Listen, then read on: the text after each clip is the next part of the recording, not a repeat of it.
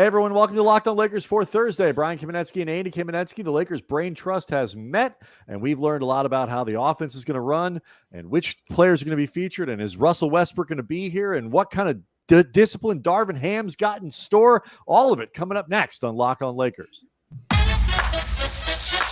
You are Locked On Lakers,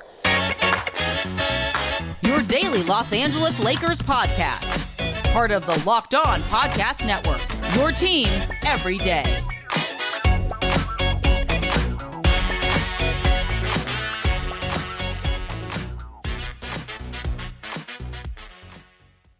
Thanks to everybody for making Locked On Lakers your first listen of every day, Monday through Friday, no matter how you get your podcasts or where, never behind a paywall. Always free, fresh Lakers content for you. Of course, Locked On Lakers on YouTube is where you can get all the breaking news early. The podcast goes up a little early, so benefits there, plus fun visual stuff, Andy, that happens. I want to let people know that on Saturday, August 27th, if you have not marked your calendar, please do so. 11 a.m. at the Dewar Store, 170 South La Brea in Los Angeles. We'll be taping a special mailbag edition. You come in, you can be part of the show. Got a chance to win some giveaways for some of the great clothing they have there. Pants, shirts, incredibly functional performance clothing. If you can't participate, you still have a chance to win. If you can't participate live, you still have a chance to win some Dewar prize packages by leaving a question for us that we might use on the show. The hashtag is Dewar Show, DUERSHOW. You can send it to us at Twitter, at Cam Brothers on Twitter, or leave it on the show page for Locked On Lakers on YouTube. So again, Saturday, August 27th, 11 a.m., 170 South La Brea. Andy, the powers that be, the smarties with the Lakers, they had a big meeting. We've heard a little bit about the extension talk that came out of it, productive talks there, but there was a lot more going on. Chris Haynes from Yahoo reports that really the extension, so we're all talking about the same meeting, the extension wasn't really the big topic of conversation. It's a lot about what the Lakers plan on doing this year. Darvin Ham, Rob Pelinka, LeBron James, all there, and some really interesting stuff came out of it about the offense, about Darvin's philosophy, about Russell Westbrook's presence on the team and how he might be used. It was deemed productive. Yeah, and productives. Well, it's important because, as I noted last week when our buddy Dave McMenamin with ESPN really broke the first report of talks being engaged between LeBron and Rich Paul, Rob Pelinka, Darvin Ham regarding the extension. That was the word productive that Dave McMenamin heard from his sources, and Chris Haynes, presumably with some of the same people, also hearing the word productive. And as I've talked about before, Brian, I think during this period where everybody is waiting to see whether or not LeBron James signs an extension with the team and just trying to suss out his future with the organization, it could be a while. And I don't particularly find it worrisome if LeBron takes his time before signing this extension, as long as what we keep hearing is that the relationship is positive. And so far, that's what we're hearing. It's funny. Like I saw one writer, I think it was Jacob Root at Silver Screen and Roll, kind of made a comparison to Kevin Durant and, KD kind of holding the Nets hostage, LeBron doing something like that in LA. And I'm not trying to call out, I just sort of disagree with the framing here. Like LeBron, there's really no urgency for this to get done quickly beyond LeBron just may not want to answer questions about it after, too much longer after camp begins.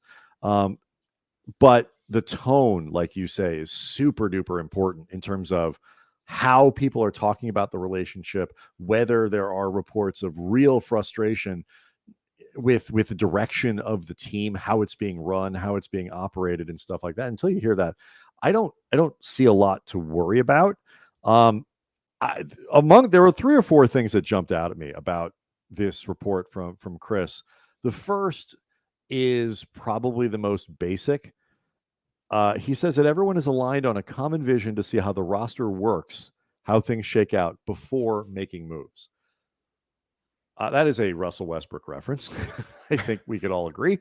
I don't doubt the Lakers will continue to try and move Westbrook before the season begins. I have said all summer, think it's going to be real hard to do it. This is more of that laying of the groundwork, really, I think, for not just the organization, but for fans to understand this is what this is probably going to look like. Russ is going to be here. Everyone get ready. Yeah. I mean, said this, both of us, a few times over the course of this offseason, Brian, when we keep seeing different media members talk about these leaks with the Lakers, anticipating or being willing to go into camp with Russell Westbrook, and them framing it as the Lakers trying to gain leverage in whatever talks they're having with the Nets or the Pacers or the Jazz, Spurs, whoever. No, my friends. This is not about leverage. You cannot gain leverage when Russell Westbrook is the piece that is potentially being moved. This is actually... I'm going to keep that thing that you don't want. Right. Yes. Don't threaten me, or I will not give you this thing that you really don't want on your roster and plan to buy out immediately. I'm going to keep it. What do you think about that? Yeah. I mean, unless you are a huge believer in the power of reverse psychology, right? Like, that's not what the Lakers are doing. Advantage Lakers. Yeah, what they are doing, and I think this is something actually pretty unique and pretty unusual. I think they are actually speaking pretty transparently to the base, and they're letting the base know, like, this is the situation. We hear you. We've gone through the complaint box. All the complaints are the same. But we've read them all. We thank you for your letter to the editor. Yeah. It has been filed. But as much as they've made it clear, even coming from somebody like Jeannie Buss, that they're not done trying to make moves, they've also been making it pretty clear we're not necessarily expecting to be able to. And that becomes really important, Brian, when you consider how a lot of the teams that they're connected to, namely the Nets, they've got issues to figure out before, or like even the Jazz, if you want to go to the poo-poo platter for the turn the Lakers into Jazz West. They've got things to figure out with Kevin Durant or Donovan Mitchell before they're going to get into the ancillary pieces of the Jazz supporting players, or even Kyrie. And, Rob Pelinka talking about patience heading into the camp, I think is important just because you have so many new pieces. You've got a new coach. You've got a horrible vibe lingering from last season, but also just in some respects, they can't do any more than they're doing. That's my favorite part, because this idea of patience from, as Haynes kind of frames it, Pelinka explained that patience will be key in any potential move the team makes. Well, yeah. It's like as if Rob's holding the cards here and he's just playing it out like, look, we're going to leverage this to our most, like, they have no choice but to be patient because they have no stuff. It's not like they have 12 different bullets that they can fire at this problem. They have essentially one. Look, unless they're all in on Buddy Hield and Miles Turner, which it seems like if they wanted to do now, they could.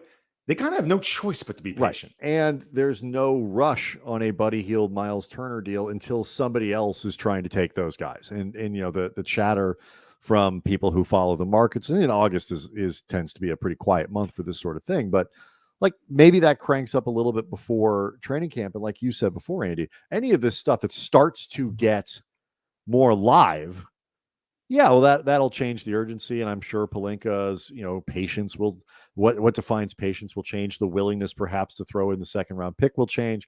All of this other stuff could change in 2 hours with news of a blockbuster deal, and everything gets rolling. The log jam is broken really across the NBA. But until that happens, yeah, it's just Russ is going to be on the team. And that's just something people need to get used to. Along those lines, Andy, there was a lot of talk from Darvin Ham, as reported by Chris Haynes, about accountability, about accepting roles, and also talk about who the offense is going to run through. We'll get to all of that next. Locked On Lakers brought to you by Doer, an exclusive sponsor of the Locked On Lakers podcast. We are the only show in the Locked On network that is in business with Doer, and we are excited to be in business with them because they are the purveyors of the world's most comfortable pants. Right off the bat, think about this. Locked on 15. This is the promo code. Have it in your head as I talk about everything with Doer, getting you 15% off your purchase. And the reason we love being with Doer is this is clothing that is created with the belief that comfort, style, and function, they all exist to complement each other in design. So you can just wear a pair of Doer pants on your bike if you are environmentally conscious, going to work, then you go to a big meeting, you crush it, then you get back on that bike, go to dinner with some friends, talk about how you just got a promotion, all in the same pair of pants. You will look great no matter what you do. That's the versatility that you get with Doer. Also, this is great too.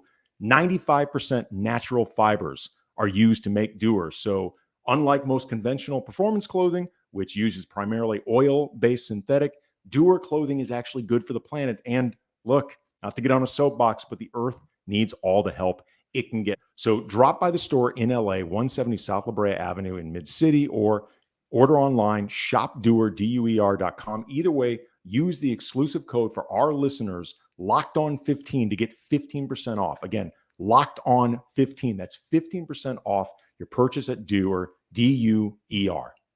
Locked On Lakers also brought to you by BetOnline. BetOnline.net is the fastest and easiest way to check in on all your betting needs. Find all your favorite sports and events on the #1 online source for odds, lines, and games. Find reviews and news of every league, including Major League Baseball, the NFL, the NBA, the NHL, combat sports, esports, and even golf. I'm going to learn how to gamble on esports. I feel like that could be my next niche. BetOnline continues to be the top online resource for all your sports wagering information, whether it's live in-game betting, scores, we got podcasts, all the information you need. It's all there. So head over to BetOnline today. Use your mobile device to learn more about the action happening today across the world of sports. BetOnline, where the game starts. You want to talk about? Let's stick on this. We'll get to AD in a second because that was an interesting wrinkle about Anthony Davis and LeBron James and who the offense will run through this year. But Chris Haynes passed along a lot of the themes from that meeting, Andy. A lot of talk about accountability, a lot of talk about selflessness, creating an atmosphere of selflessness. This is a word that Darvin Ham was said to have used a great deal, and making it clear that people are going to have to accept roles, particularly defensively, and if they can't or won't, they will be removed from the game. Yeah. I'm talking to you, LeBron. Yeah. Well, okay. Not talking to LeBron as far as getting removed. Like LeBron would have to do something very severe, I think, in order to get removed from the floor at the end of games. It's like, not missing a rotation. It's a little bigger than that. I'm thinking more like committing a felony, like while he's on the court. What? Like where it's a police violent escort felony, or like a procedural kind of like wire fraud. Right. Because I think wire fraud would not get him pulled. It's something where basically it's not Darvin removing him from the court; it's the authorities. Like it's even this is even above Genie Bus, the local branch of the FBI. Right? Exactly. Okay. I was going to make a Mar-a-Lago joke, but moving onward. But there's a couple parts of it that I found interesting, Brian. First of all, like, obviously the idea of guys accepting roles, and there are a few people that you can think about in terms of roles changing, accountability of what's expected of them. I think Lonnie Walker, for example, is going to need to invest more defensively. He's going to, I think, have to be somebody offensively that can do more than just sort of proverbially cook.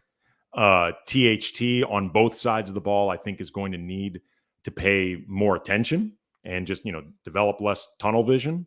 But a lot of this really does have to do with Russ, because we've already heard details of Darvin Ham and Russ meeting. Or at the very least, Andy, even if he's talking about everybody, the most important person that this applies to is Russ. Yes, because he still, in theory, plays a more significant role. And quite frankly, I'm not worried about Juan Toscano Anderson accepting the role that Darvin Ham gives him. With Russ, it's interesting because we already heard, Darvin Ham talk about various meetings and phone calls and dinners with Russ, talking about this stuff. And Darvin's selling it really enthusiastically then we've heard Russ's ex-agent Thad Fouché saying that Russ is not enamored with the idea of doing different things or the role that Darvin Ham wants for him. And this gets to the empowerment that we talked about on Wednesday's show that Darvin has with Russ. And also, too, just I think it's going to be very important. I think it's really important that they get off to a good start, period, just because of everything that happened last season. But I think in terms of selling Russ on this stuff, it's really important that they win games, and Russ, at best, sees the value of doing the things that he's supposed to do, and that leading to wins, or just most cynically, they're winning. Russ does not want to be the guy that is blatantly screwing it up. Yeah.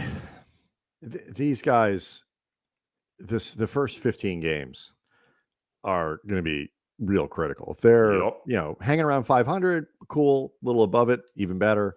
And, we'll see what the odds of that look like relatively soon. I think. I forget exactly. Schedule's coming out, I think, fairly soon. Yeah, I forget the exact drop date. But if they get off to they're 10 games in and they're 3-7, I mean, the alarms are going to be sounding, and I don't exactly know how you can avoid that. There's that isn't even all based on Westbrook. That is everybody healthy? How do these new guys look? Can they find enough shooting? Have they made a trade? And it was interesting. Like, one of the things that they want to do with Russ is figure out ways to utilize his 3-point shooting more from the corner. It's important to specify from the corner. It probably should be more important to specify which corner, because last year, at least, Westbrook was shot 50% on 60. He hit 18 of 16 3-pointers from the left corner. From the right corner, he was 33%, 5 of 15. Only 30, that's about 5% below league average. It's worth noting most of Westbrook's threes come from the left side of the floor. He's wildly inaccurate from that side. He's he's actually worse from the right side. So I don't know exactly how you tailor an offense to limit Westbrook's 3-point shooting to one spot on the floor. But it certainly sounds like they are aware of the places he had his very limited success. And it should be noted, this season before, same basic percentages, really good from the left corner, terrible from everywhere else. At the very least, it seems like they're going to try and limit Westbrook's 3-point shooting to the one spot on the floor where he's okay, he's pretty good at it, as much as they possibly can. Well, look, man, I mean, I would rather see Russ take more threes from the right corner where he is below league average, but not crushing, as opposed to above the break where he's below 30% and takes considerably more. I mean, the irony is Russ does not actually take it. It feels like he's in the 100th percentile for threes, because every three that he takes, you don't want him to. Like you're watching Buddy Hield. Right. It feels like a 5-alarm fire every time he ever takes one of those shots. Because, I mean, the number. You know how many 3-pointers per game Westbrook averaged last year. But if I asked you what you think the average Lakers fan thought he took, what do you think they would say? 7 a game. 6 to 7 a game. Yeah. The answer is 3.5. Right. But to put it in perspective, though, last year from the corners combined, he took 51. Above the break, 214. So I'm saying, Brian, there's some areas of balance that could be achieved. And you made this point before we started talking. All of this kind of talks around the bigger problem with, I mean, the idea with Westbrook is, how do we keep him from taking 3-pointers? That's fundamentally what you're talking about here, is how can we take that 3.5, maximize the opportunities that he's going to have to take at some point. He's going to have to take a 3-pointer. So how can we make it more likely that ball goes in? And then, get that 3.5 down to 2. Maybe that's something. The bigger issue is how to get him to finish near the rim, because he took 663 shots at the rim last year and only hit 54% of them, which is about 6%, 5% below league average. And if Westbrook is 5 or 6% below league average at the rim, he is a functionally useless offensive player. Well, I mean, if he's not connecting at the rim, he is a destructive offensive player because he's too inefficient. Yeah, if he's not connecting at the rim and he's not hitting outside shots and he's not hitting from the mid range, I'm running out of ideas. Yeah, like his shot chart is not attractive. It is not a good thing to look at.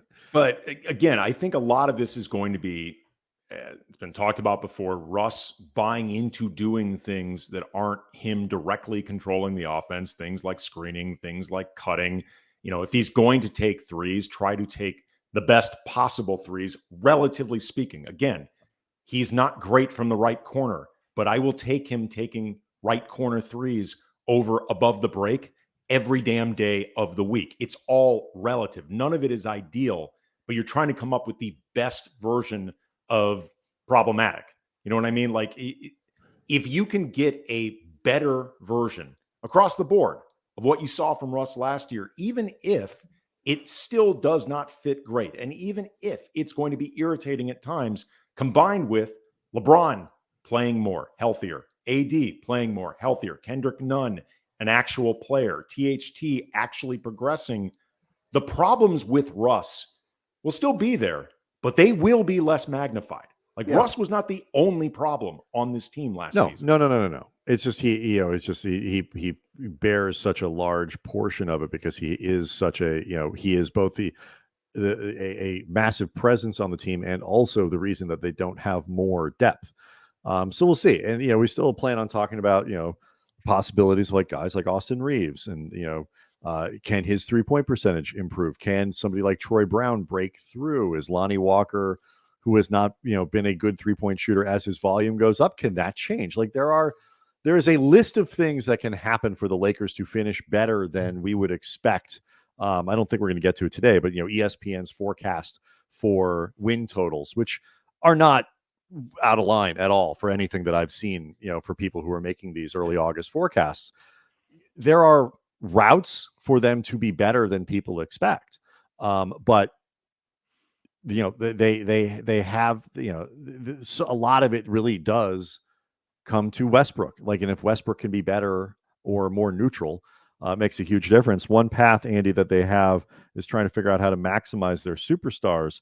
The offensive plan and who is going to be the focal point was another point of this meeting, and that is what we will discuss next. We have long been proponents, Andy, of the idea that Anthony Davis needs to be sort of the star on the floor of this team. He needs to be the guy who things orbit around. He needs to be the sun around which other things orbit. The engine of the proverbial car. Even if he's not their best player, because that's still LeBron. I think Darvin agrees. I think LeBron agrees, because we were here last year at this point, and this was, I think, the idea last year too. Anthony Davis says Darvin Ham is going to be the focal point of this offense. It's going to run through him, and LeBron James is on board. Yeah, reading directly from Haynes, one wrinkle he'll implement and stick with is having the offense run through Anthony Davis. The team has been encouraged with Davis's offseason progression and believes he'll be in optimum shape to avoid serious injuries and carry a heavier load. And there's a lot about this, Brian, like what it means in practice, execution, schemes, like how far it goes, that I'm fascinated to see how it plays out. First of all, there's always the question of, does LeBron buy into this for a full season? Because there have been a lot of incarnations over the years of let somebody else other than LeBron run the offense, be the focal point to take that pressure off him, only to find LeBron doing it all anyway after a month because this is what LeBron always does. Yes and no. I think it's because it's not working. And I also think too, it's like running the offense. What does it mean when you say you're running the offense through Anthony Davis? What I take that to mean is that the offense will be geared around providing the best scoring opportunities for Anthony Davis. The offense will be oriented towards creating scoring chances that best suit him. And that doesn't mean LeBron's not going to have the ball in his hands. And that doesn't mean LeBron isn't going to be vitally important in creating those things. Of course he will. But that ultimately Anthony Davis needs to be carrying a larger scoring load than LeBron James is, I think, a lot of what this translates into. Sure. But how this goes about happening is going to be the devil in the details. Because again, like running the offense through AD is at least potentially, if nothing else, taking the ball out of LeBron's hands at times. Like it definitionally, that may end up happening. I'm not saying it will because I don't know how they're going to do this. But at the end of possessions, but I think for the rest of it's maybe it's not different. My only point, and I want to get, because I'm not in X's and O's. I've not done hours of tape on the. What I'm getting at is that it's different to me than like when Kobe would say, "Yeah, we're going to run the offense. We're going to take the ball out of my hands. We're going to do like." It's different than that. Maybe, but we don't know because Kobe. I think LeBron is better suited and is more willing to have the ball out of his hands at the end of possessions when the shot comes than Kobe was. That may be. That's all I'm getting at. That might be it, but it also matters what goes on at the beginning of possessions and the middle of possessions. And it'll be interesting too to see what that means for AD in terms of his responsibilities beyond just scoring, because he's a decent passer, but he's not a playmaker at the level of like the Gasol brothers or Draymond Green or Giannis or even like a Pascal Siakam. Like he's not at that level. So is he functionally capable of doing some of this stuff? Either way, though, what I love about this conceptually is the more you make AD do stuff proactively, the less he is reactive. And I think AD reactive on the court, like reactive without the ball, reactive waiting for things to come to him, is the worst version of it. I would agree with that. And, I think, you talk about what it can look like. First of all, I think it looks like he's not at the 3-point line as much. There will be times when Anthony Davis is out and somebody else is in, so to speak. When Russ is covered. When that corner, Russ is actually better than AD. Let's give him some credit. I know. I don't want either one of them. Better from like when that left corner is full with someone else, and Russ can't get there. But I think when you can orient the offense to where LeBron James, you talk about AD as a passer, you can use that sometimes as good counters when people start overplaying AD, and he's a good enough passer to play out of that. But this is one of the reasons I think Reeves will end up starting and be an effective starter there, is because now you have another ball mover, another passer that again can help create that end situation where Anthony Davis has the trigger point to be able to shoot. And so, however they do it and whoever they surround him with, and Westbrook, can still move the ball a little bit. It's not like he's, just a god. I would argue that's his best skill right now.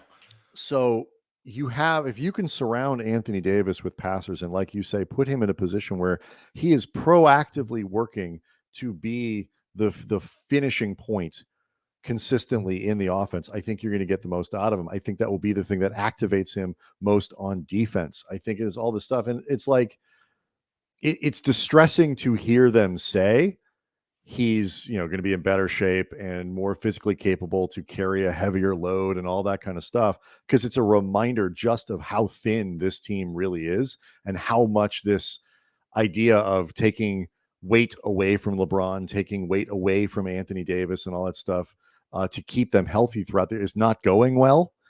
But given what they have, 1000% they need to try as hard as they can to make this Anthony Davis's team in terms of what it looks like on the floor.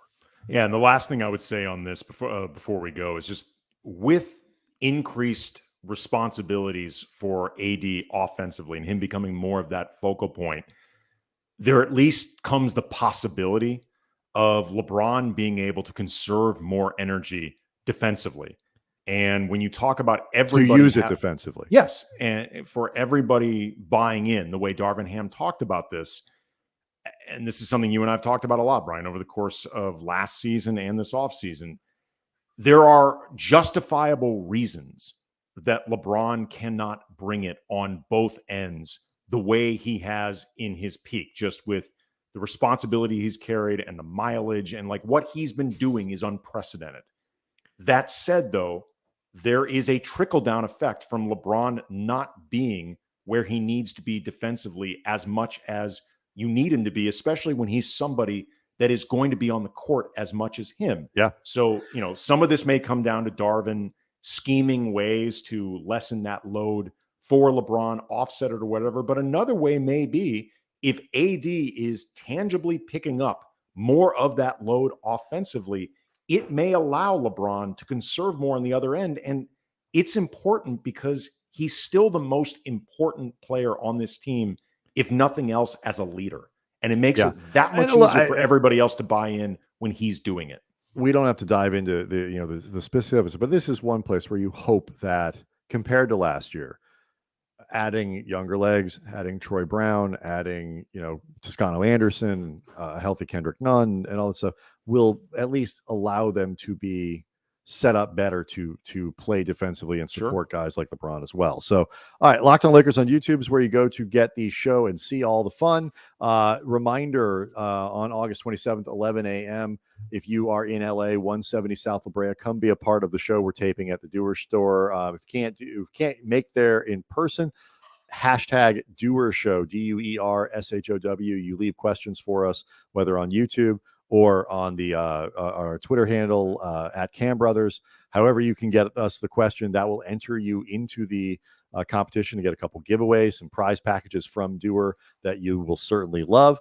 Okay, so we think we're gonna try to tape a show for Friday. Not 100% sure that we will, but whether it's Friday or into next week, lots still that we want to get to that we haven't gotten to this week. So we will see everybody next time.